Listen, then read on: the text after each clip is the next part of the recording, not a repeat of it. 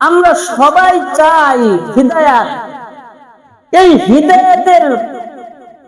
হিদায়াতের ক্ষেত্রে প্রতিবন্ধকতা সৃষ্টিকারী তিনটা বস্তু আছে। কয়টা বস্তু? তিনটা বস্তু, যেগুলো হিদায়াত থেকে মানুষকে বিচ্ছিন্ন করে দেয়। ওই তিনটা জিনিস আমরা যদি ছাড়তে পারি, ওই তিনটা জিনিস যদি আমরা বাদ দিতে পারি, তাহলে আমাদের জন্য হিদায়াতের রাস্তা সহজ হয়ে যাবে। এক নম্বর বস্তু হলো হিদায়াতের ক্ষেত্রে প্রতিবন্ধকতা সৃষ্টিকারী এক নম্বর বস্তুর নাম হলো নফসের পূজা করা। কিসের পূজা করা বলেন?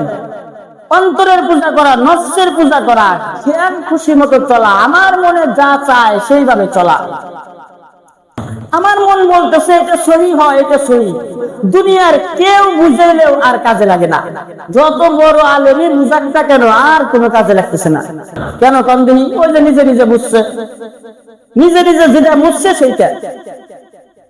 আল্লাহ রাব্বে কারীম বলেন, আফারাআইতা মান ইত্তাখাযা ইলাহাহু হাওয়া, আফারাআইতা মান ইত্তাখাযা ইলাহাহু হাওয়া ওয়া আদাল্লাহুল্লাহু আলা ইলমিন ওয়া খাতামা আলা সামিইহি ওয়া কলবিহি ওয়া জাআলা আলা বাসারিহি গিশাওয়া।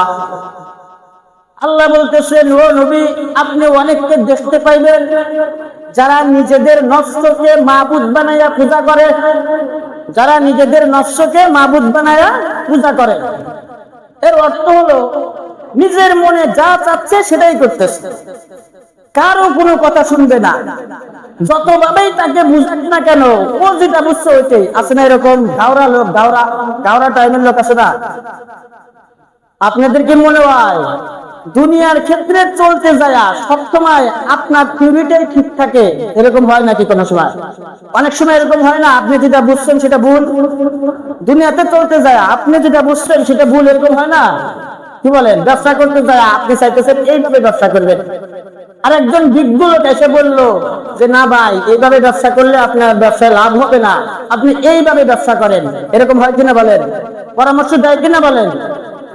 দুনিয়ার ক্ষেত্রেও অনেক ক্ষেত্রে নিজেদের থিওরিটা ভুল প্রমাণিত হয়। সেক্ষেত্রে কুরআন হাদিসের ক্ষেত্রে আমাদের থিওরির কি কাজ আছে? কুরআন হাদিসের ক্ষেত্রে কুরআন হাদিস যেটা বলবে সেটাই আমাদের মানতে হবে।